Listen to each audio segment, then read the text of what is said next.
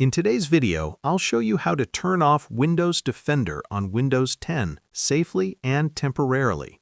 Some people choose to do this when installing certain software or when they're tired of constant security notifications. Just keep in mind that turning off Windows Defender can leave your system more vulnerable, so this should only be done for a short time. Let's get started. Click on the Start menu in the bottom left corner of your screen and open Settings. From there, select Update and Security. Next, click on Windows Security. This will open the main security dashboard for your system. Here, choose Virus and Threat Protection. On this page, look for Virus and Threat Protection Settings and click on Manage Settings. You'll now see several protection options. Find the toggle called Real-Time Protection.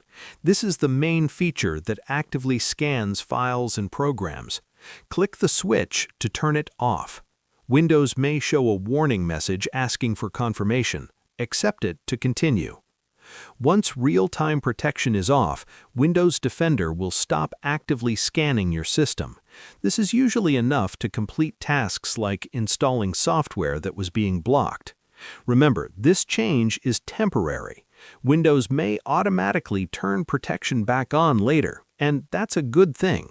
After you finish what you needed to do, it's strongly recommended to return to this page and turn real-time protection back on. Keeping your system protected helps prevent viruses, malware, and other security threats. And that's how to turn off Windows Defender on Windows 10. Share this video and subscribe for more helpful tutorials.